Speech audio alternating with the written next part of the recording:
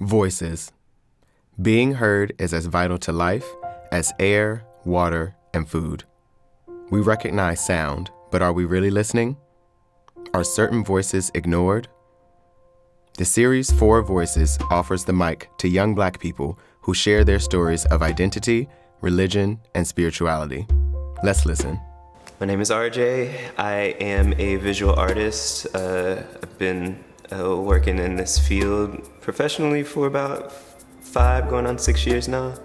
I'm a muralist here in North Nashville. I'm 31, but I like to say I'm eternal. And obviously I have melanin, so I'm Black. So I define my sexual identity probably somewhere, I'm very much queer. ArJae shares his voice in conversation and through his craft. Despite past traumas, he is intentional about being heard. I think that's like a good blanket kind of, I guess, label. I try to not do too many labels just because, ironically, when you try to set yourself apart, you also, run into some issues there of identity there. But yeah, I'm very much nebulous. Like, sometimes I feel like I have very ace traits, but, there are, moments and seasons where I do love the intimacy and touch. So I'm very much in a nebulous space, but queer seems to be like the general blanket statement. Iron sharpens iron. ArJae learned that part of his sovereignty, his personal power, includes the right to share his story. What I'm most proud of in my life right now, I would say, would be the fact that I didn't give up on my craft. It's something that, it's like the longest relationship I've ever been in, I would say. And it kind of kept me grounded, it kept me lifted, and it was just the most beautiful form I felt like I could communicate with others. Yeah, I'm most proud of that, and I'm most proud that I kind of just, I'm still here. There are a lot of times where I felt like I did not want to be. So to be in this space, to be in this time, to still have like a good group of folks around me that I feel like are a good tribe, that affirm me now, it makes me proud the fact that I stuck it out, and I guess I'm too stubborn to quit anyway, so yeah. So I've had a lot of suicidal thoughts and instances where my depression just got super low, and this has been something that I've been dealing with pretty much since elementary school. And sometimes it would be a romanticized idea to just kind of check out, be like, I don't know if I could do another day of this, and especially when you're low and you don't even see the edge on something to climb back out of, that plays into my imagination a lot, and it just gets compiled and compounded and compounded, and so I've tried to develop practices, kind of surround myself in better environments that will affirm my sovereignty and kind of push me to be like, you know what, you don't have to do leaps and bounds, but just the little step is good enough. It's good enough. Sovereignty to me, I think, is the act, or it's a state in which your existence is deemed worthy, valuable, and necessary to the whole. So whenever I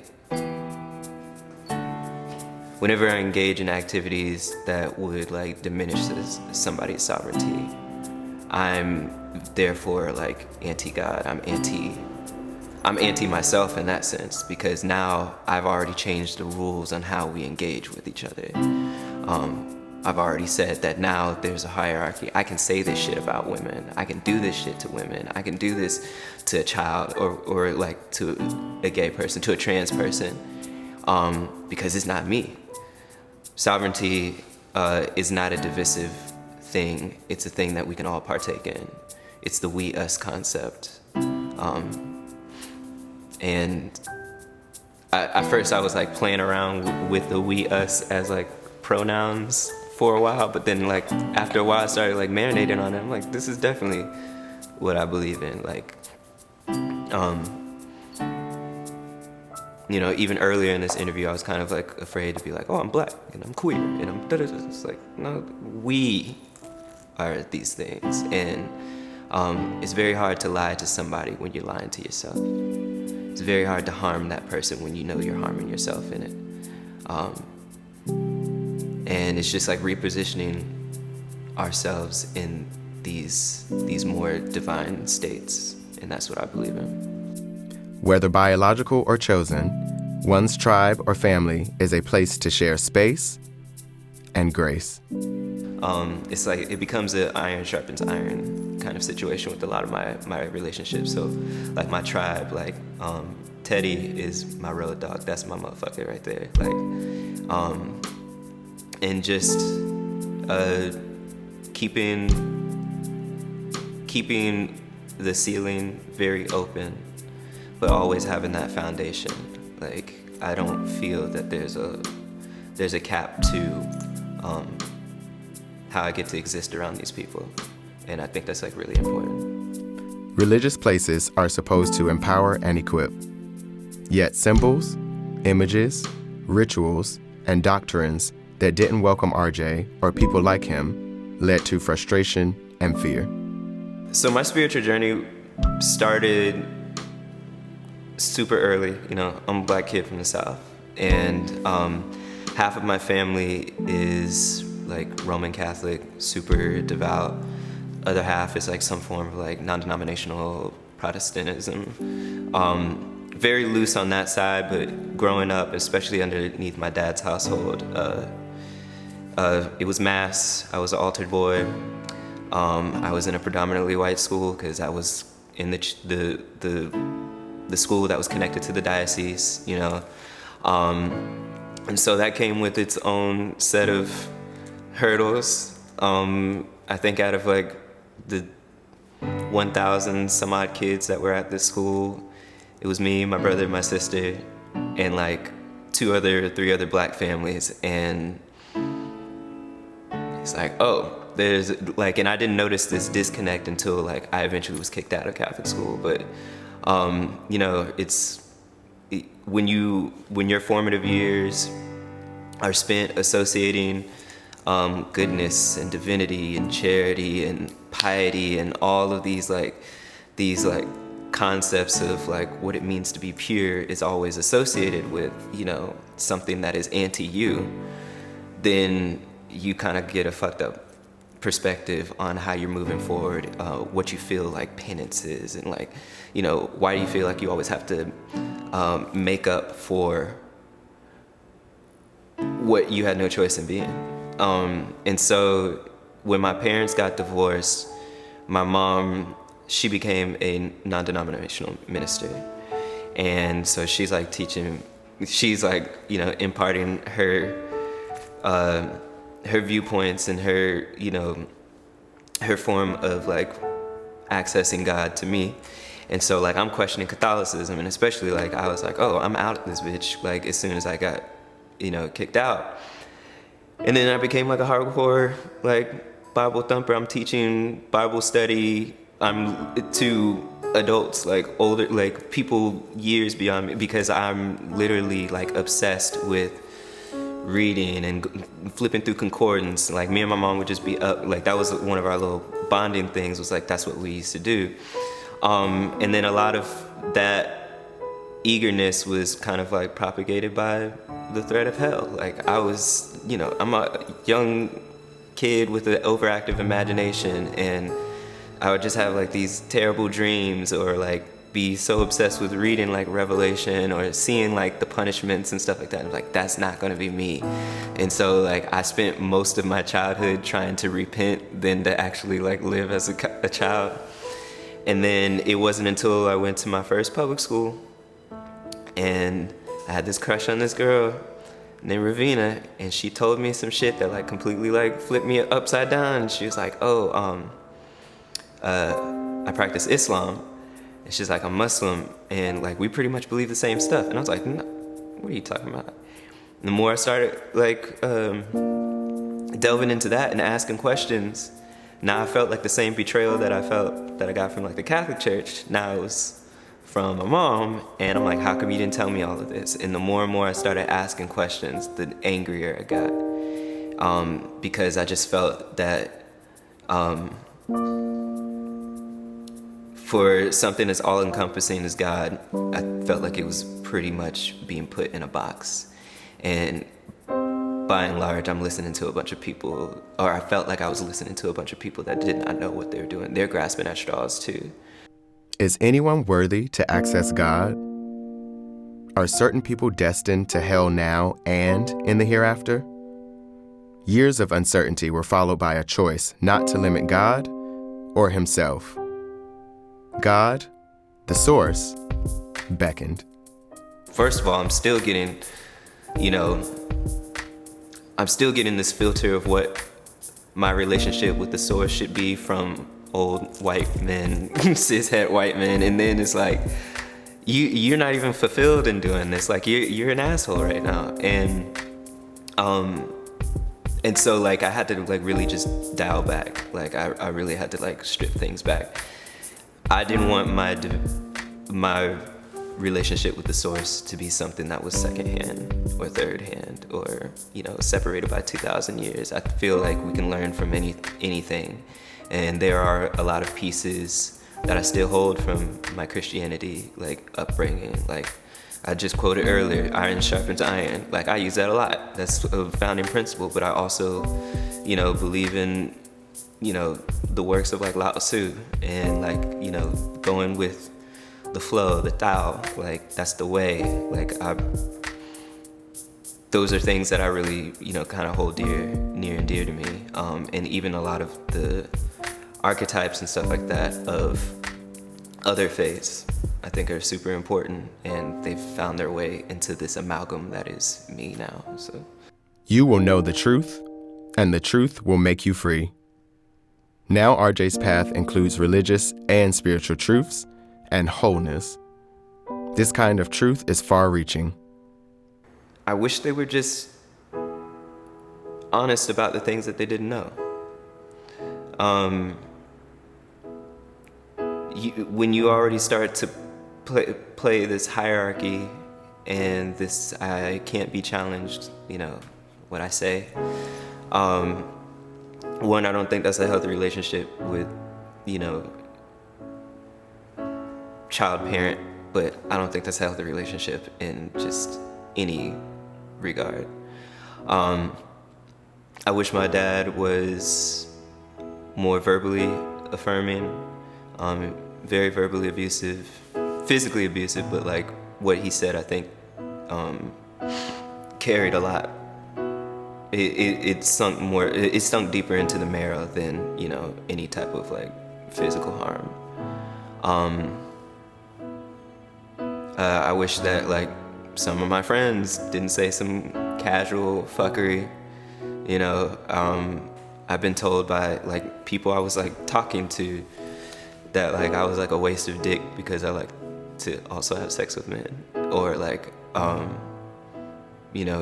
I grew up with my mom saying faggot and punk like just casually in the house, and I'm like, wow, out of your 4 natural born children, 3 of them are faggots and punks, so like what's up? But yeah, so like those are things. I just wish that there was just the honesty around the hard truths.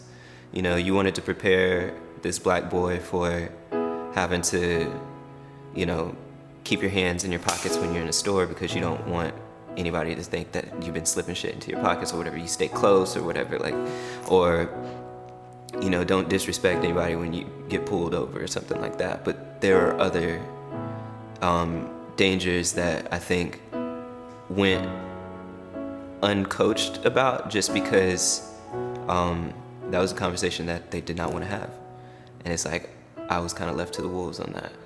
But what do you do when earthly heroes disappoint? The source will provide. I sort of had to build a hero. So, like I said, it was a combination of conversations with my brother and my sister.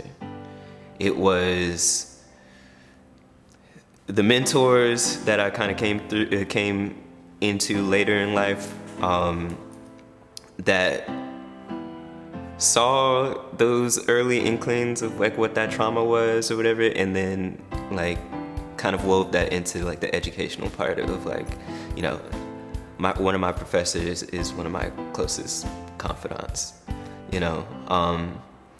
and those instances were everything. That's where I had to put it into the pot and really make a new stew of okay, I was eating this crappy stuff before, but now I have the ingredients that I want to ingest, and that's what I'm going to be feasting on. A testimony emerged from many tests. It is a message for Black families, Christians, movements today, and anyone interested in social justice. For Black families who may have queer or trans members, I would say to you, we already know what we face outside of our front doors. We are being attacked just on every front imaginable. We know what trauma looks like when it reads in the body, when it reads in our environment, when it reads in language, when it reads in policy. We know what that looks like, and we've seen destruction on that. Why would you want to compound that in the place that is supposed to be your refuge, your home, the place of salvation, the place of counsel?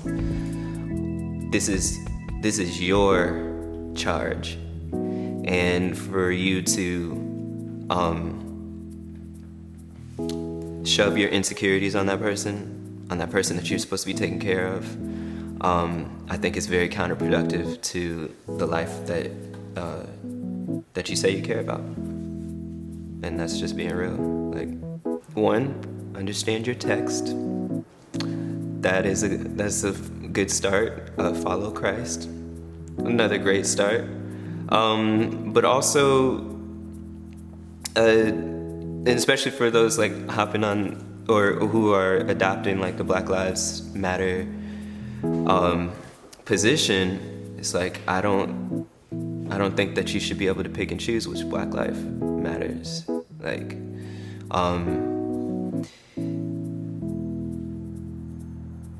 The church should have the echoes of some of its previous incarnations in terms of being a hub for social political, mobilization. We should be thinking about these progressive policies that do, talk about the issues of incarceration, talk about issues of what, if we're going to look at what white supremacy is in general, we have to also look at its facets and how even some of our prejudices have carried over from our first arrival here, and seeing that direct lineage, challenging it, and repositioning oneself as this is the place where if you have no other place to go, you got resources, you got family, you got the church mothers, you got these people that are literally doing what they say they're about. Jesus hung out with the least of them. Christ can serve as the model. Money changers, sex workers, the infirmed, all of that. I get very weary whenever I see someone that looks like the celebrity and then saying that they're for, like, I get like, it's like, I don't know. Like, now I'm looking at you with an extra scrutinous eye. But yeah, just be what you say you're about. Be what you say you're about. Like, and be honest about that. And if you are prejudiced, be honest about that. But do not put that on God. Like, God is our responsibility. Like, don't put that on God. So.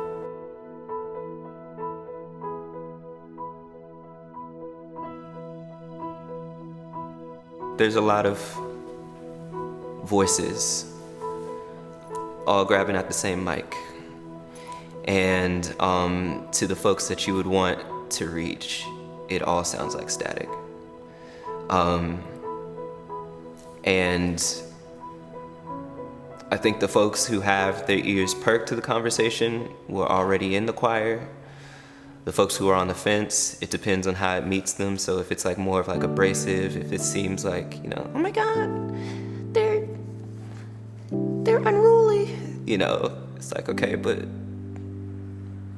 do you know why? Because we're seeing like the cascade, but we didn't hear like the first, like the echo that like started the avalanche and stuff. And I just think that there are going to be folks that are, I don't give a damn how, they don't care. They don't care. They don't care, and they don't have to care. And which makes me, you know, I think my demeanor more often is very, you know, pensive, calm, observant. But I also feel that, you know, my emotions are being radicalized. I feel that I do want to scream at the top of my lungs, and I do want to just shake that motherfucker and be like, you don't see me as a human? You don't see them as a human? You can gun down a child, a woman, you could, you know, do, like, really, this is not new, and it is not cool when it happens to you. And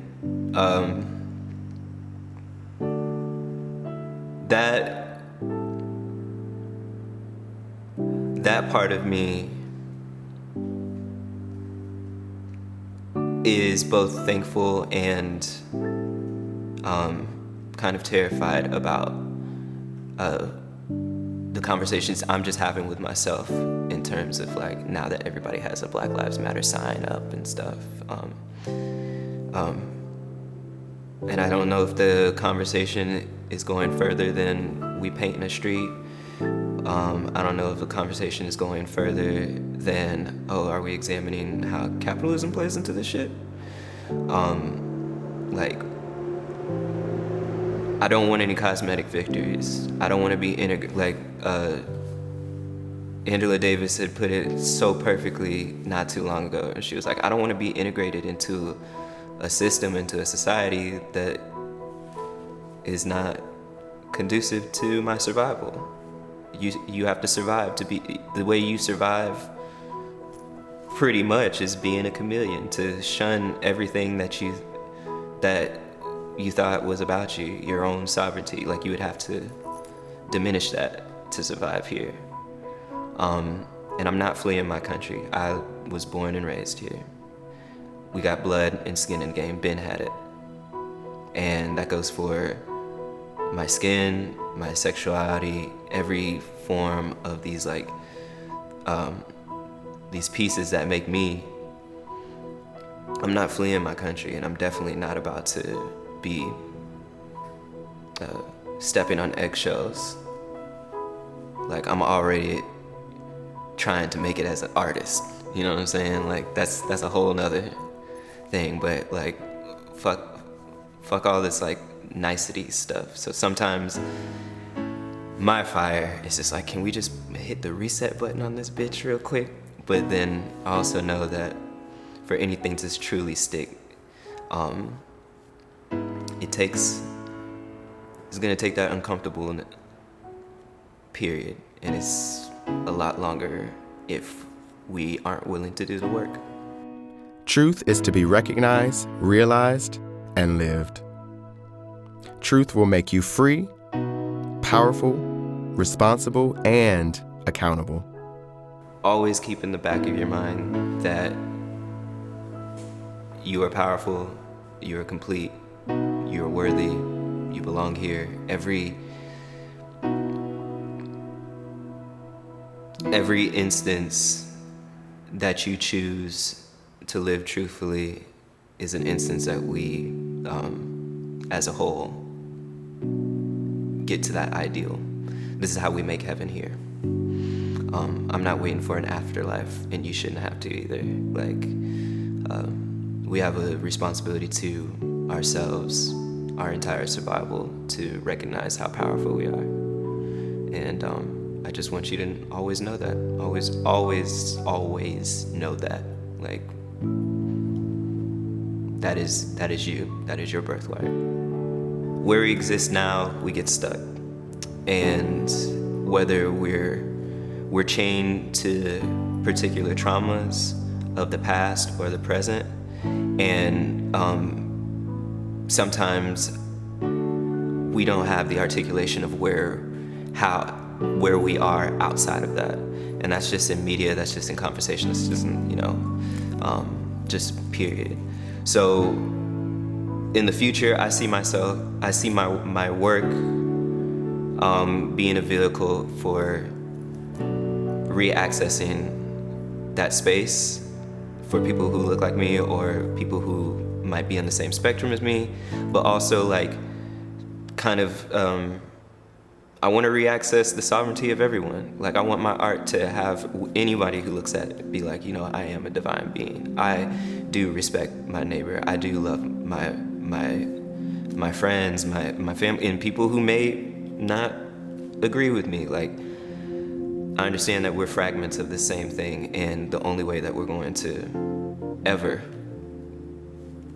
ascend is if we amend. ArJae and so many young people like him are taking back their voices. He is gifted, grounded, and lifted, yet the ongoing journey includes breaking chains and traveling the town. Echoes remain and ring out. Iron continues to sharpen iron as prophetic work continues. Not only must ArJae's voice be heard, everything depends on it.